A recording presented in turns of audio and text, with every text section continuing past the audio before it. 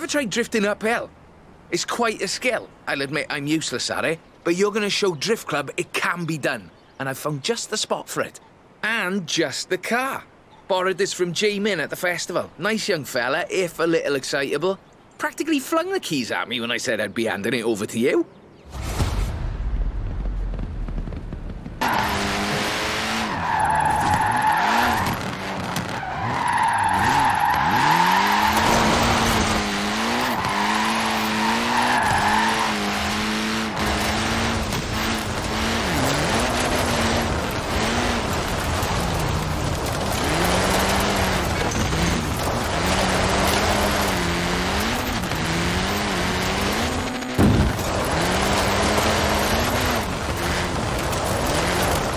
Very nice. Very nice. I like the back end work particularly.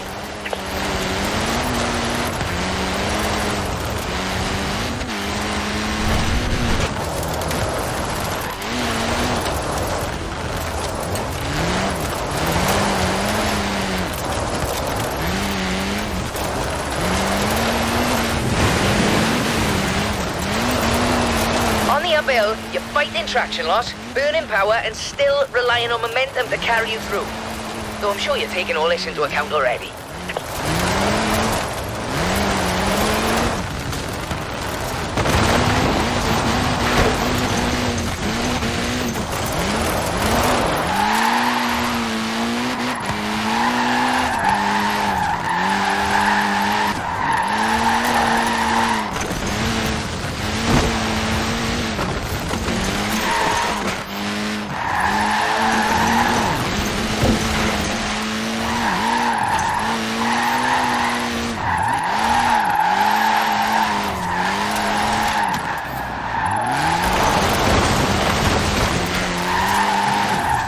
Some people claim that you have to use rear-wheel drive cars to drift. That is simply not true.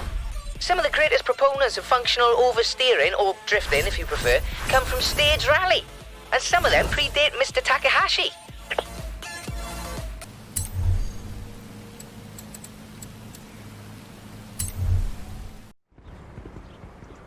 Some also claim that Japanese or American cars are the only options for functional oversteer. This is also not true. Here at Drift Club, we find drift machines in all sorts of odd places. Sweden, for instance. This is the Volvo 242 Turbo Evolution, featuring a few little adjustments of my own. I think you'll find it more than adequate. Course is laid out, though you're welcome to have a little fun on the way.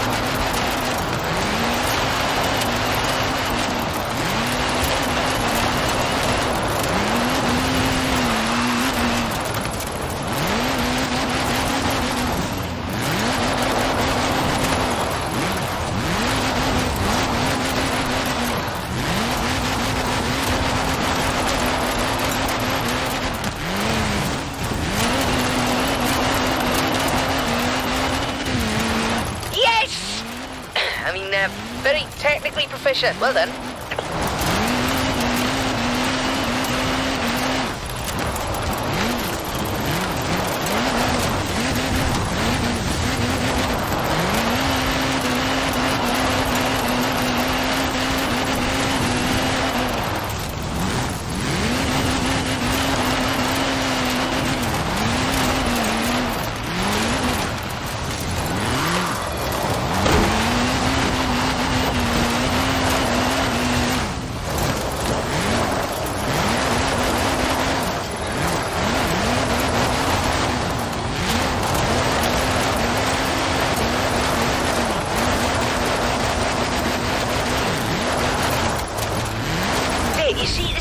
my point.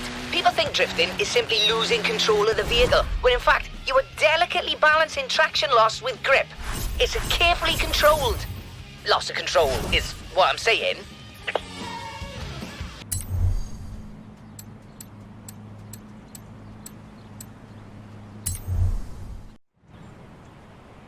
Joel tells me there are drift clubs popping up all over the continent. Berlin, Paris, Amsterdam. I didn't start those ones. Did you start those ones? Should I send them the newsletter? In any case, meet the classic 1969 Mustang Boss. An incredible machine. And that was before they let yours truly under the hood. These long country drives are perfect for spreading drift club far and wide. So if you can make your way to Broadway for me, please.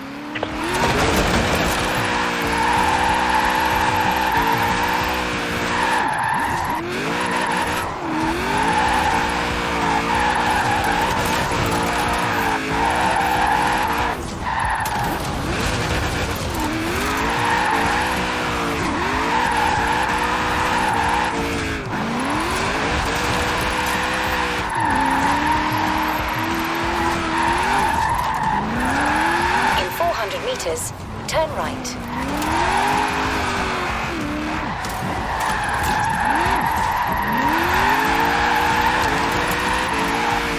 Turn right.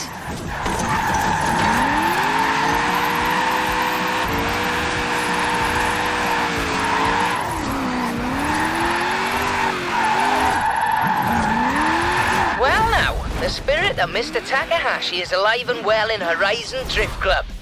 Well, the spirit of Robert Glenn is more than happy endlessly fiddling with his engine and suspension. Thank you very much.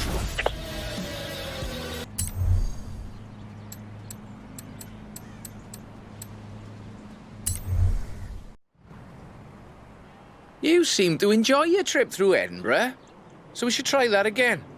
Traffic is always light in the morning, so you should have the roads practically to yourself.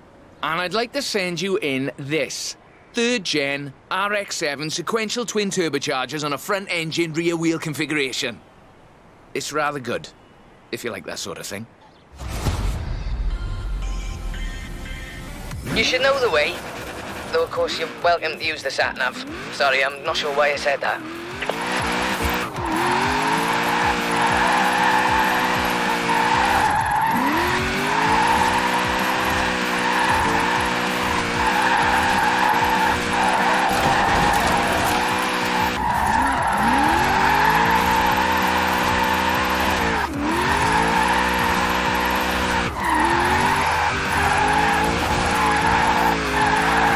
Traffic is generally light in the mornings, but I've had a friend on the council close down the roads for us, so it really won't be an issue.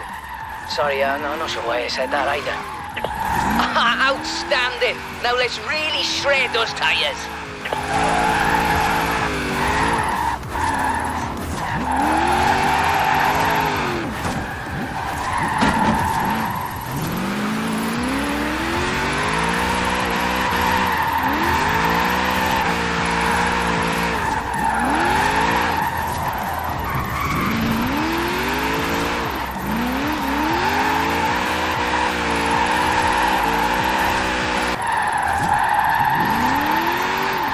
Would you, by any chance, be interested in having your picture on the cover of the Drift Club handbook?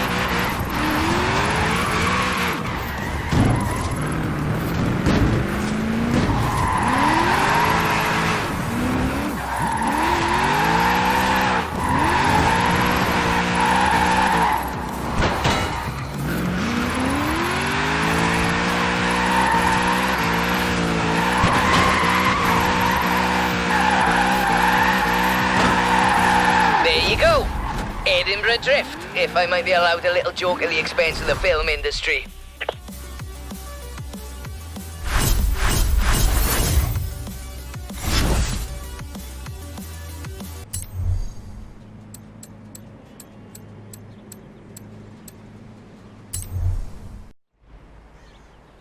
I think we've done it. Everyone is talking about Drift Club. It's been on the radio, and I've been hearing the clubs cropping up all over the place. To celebrate it, though, I've got something really spectacular.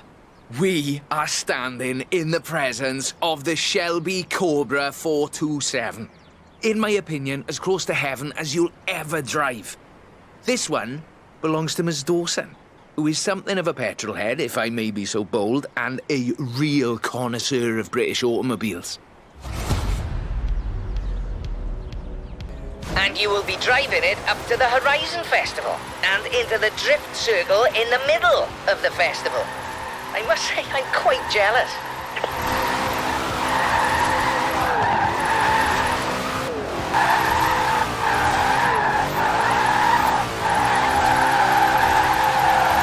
Would you, by any chance, be interested in having your picture on the cover of the Drift Club handbook?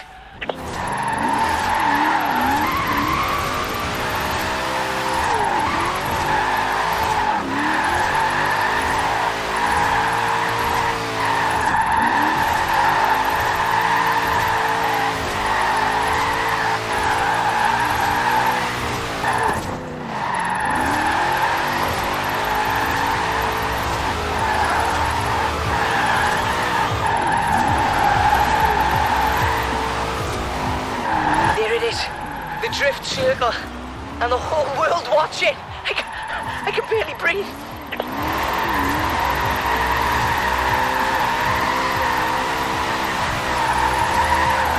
Flippin', this has really been quite the journey, hasn't it?